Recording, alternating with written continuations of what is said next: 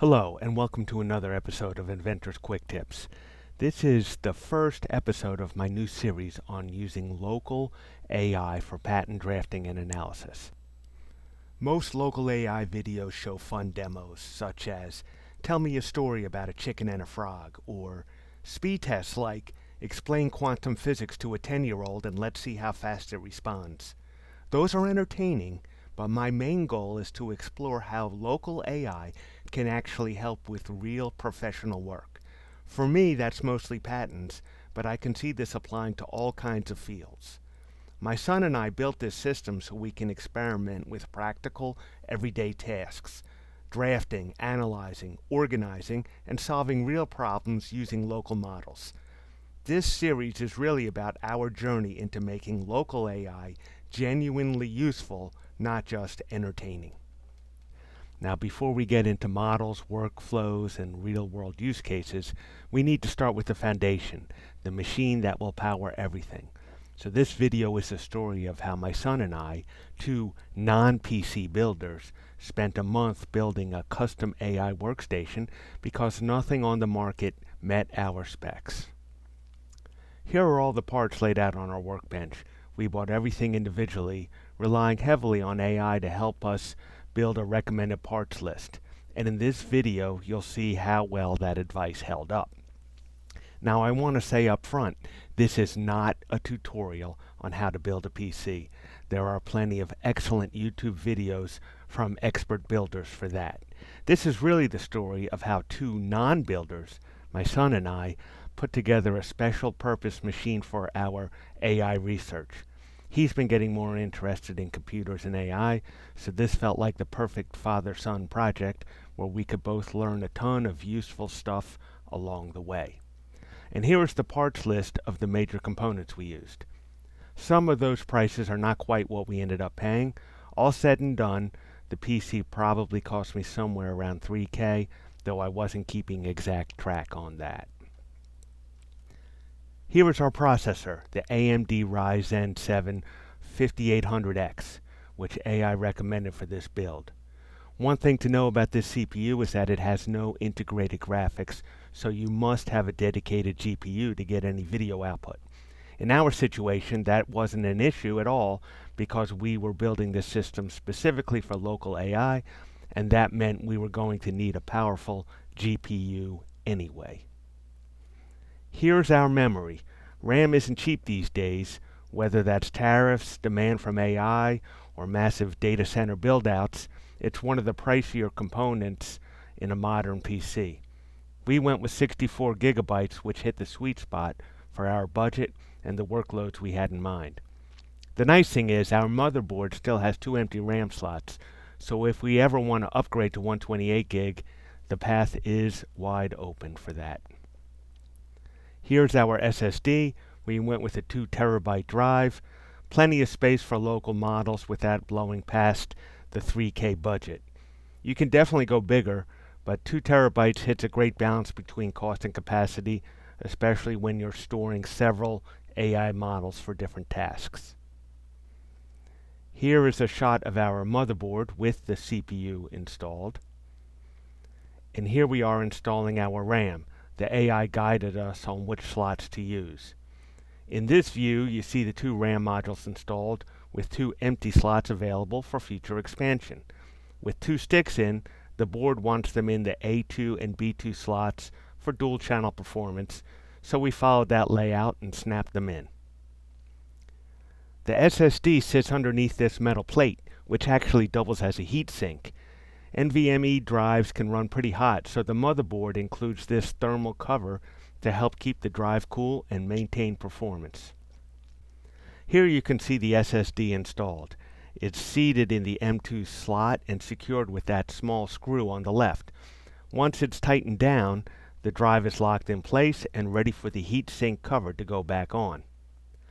Now it's time to install the CPU cooler. It looks a little intimidating at first, but it's absolutely doable. This was the one step where we switched from AI guidance to a YouTube video with a real human walking us through the process, just to make sure we got the mounting sequence correct. The first step is installing the mounting brackets for the cooler. This cooler supports multiple CPU types and motherboard sockets, so we had to pick the AMD specific brackets for our build. Once those were lined up correctly, we could start assembling the rest of the mounting hardware. And here is my helper installing the cooler onto the motherboard. First, we applied a small bead of thermal paste to help with heat transfer. Then we removed the protective sticker from the heatsink. Once the cooler was set down on the CPU, the paste spread evenly under its weight. After that, we used a long screwdriver, like the one you see here, to reach the spring-loaded screws that secure the heatsink in place. Here's what the Assassin cooler looks like once it's mounted. You can see the twin heatsink towers in place, but we're not done yet. The fans still need to be installed to move air through those fins. Now we're installing the two fans, one on the front of the cooler, which is shown on the left here, and one in the middle between the heatsink towers. Once both are clipped in and connected, the CPU ends up with two heatsinks and two fans working together to move air through the cooler. Now it's time for the power supply install. We install it in the case and then start wiring the various cables of the case to the back of the power supply, as you see on the right image. This shot shows the main 24-pin power cable connected to the motherboard. There's also a separate CPU power cable that plugs in near the top of the board, which isn't shown here. Along with those, we also routed the front panel connectors, USB cables, LED leads, and the case fan headers. All the little connections that bring the case controls and ports to life. Here is the GPU we installed, the RTX 3090. This thing is a beast all by itself. It was the most important part of the entire system, and also the most expensive. And the funny part is, this is a refurbished unit, and the 3090 originally came out back in 2020. Who puts a 6-year-old part into a high-end machine? Well, for AI workloads, the key isn't how new the card is, it's how much VRAM it has, and the 3090 has a lot. These cards are still pretty pricey today because demand is high and tariffs aren't helping. So using a refurbished 3090 ended up being the recommended path. It gave us the performance we needed without blowing the entire budget. So after all that, after about 3 days of building, we finally power it up and nothing. No light, no whimper, no click, no fan spin, nothing. We break out the multimeter. AI gives us some tests. We determine, using a paperclip test to short 2 pins on the motherboard, that the power supply does work. We hear the fans in the power supply spinning. We see the GPU light up and its fan spin. The GPU has 3 fans of its own, but no light from the motherboard. AI thought maybe the power supply was bad, even though the fan spun when we shorted it.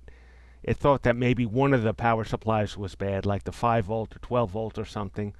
But luckily, we had an old 2017 PC kit laying around, and we connected our new power supply to that motherboard, and it worked. So we took a chance, and we returned a brand new motherboard, and I got a different one. Unfortunately, at that time, half the country was hit by a blizzard, which delayed us in getting our new motherboard shipped to us. Finally, the replacement motherboard arrived. This one was actually a refurbished unit, and unlike the brand new board that failed, this refurb came with built-in Wi-Fi. My thinking was, if it's refurbished, at least somebody has powered it on before, so the odds of it being dead on arrival should be lower. And the Wi-Fi was a nice bonus, since this PC is going to live in the basement, where I currently don't have an Ethernet run. This time, instead of installing everything in the case only to discover another dead board, we did a smoke test first. We set the motherboard on its box, installed the Assassin cooler and its fans, and connected power. Note that even for a quick test, you always want the cooler mounted to avoid any chance of overheating the CPU. With everything hooked up, we flipped the switch, and hooray! Lights and fans. After all the troubleshooting, this board finally showed signs of life. We installed everything back into the case and hit the power button. The fan spun, but there was still no monitor output, no BIOS screen, nothing at all. After all the progress we made, it felt like we were right back to square one. We kept debugging and noticed this easy debug LED stayed lit on the motherboard. Just that one LED plus a reflection you see in the photo.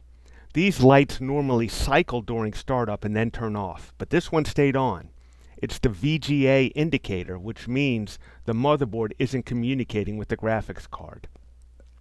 AI had us reseat the graphics card several times, no luck. We even moved it to another PCIe slot, not easy with a card this big. Still nothing. At that point, we wondered if our 6-year-old refurbished GPU was bad. It had lights, but no video output, so we kept digging. The 3090 needs 3 separate power cables, and it turned out one of those cables wasn't fully seated on the power supply side. Around 11 p.m., almost a month after we started this build, we finally found the culprit. We finally got some real life out of this beast. Seeing the MSI BIOS screen pop up was a huge moment for my son and me. We still had a few issues to iron out. At first, it only recognized 32 gig of RAM, which we fixed by reseating one of the modules. Since the RAM sticks have LEDs on them, it was easy to spot which one wasn't fully seated. Next, our case fans weren't spinning. They need both power from the power supply and a control signal from the motherboard, and we had forgotten the power supply connection. With the system already built, reaching that plug meant disconnecting a few cables, kind of like pulling out half your engine just to reach the back spark plugs in your car.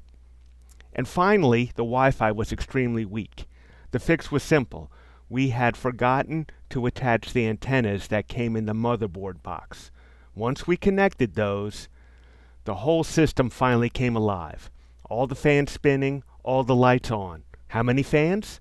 3 in the case, 3 in the GPU, 2 on the cooler, and 1 in the power supply. 9 fans in total keeping this thing cool. And since it lives in my basement, which is naturally chilly, we should be in great shape thermally. So that's the build. Stay tuned for the next video where we actually start setting this machine up for local AI. Thanks again for watching, and please like, share, and subscribe.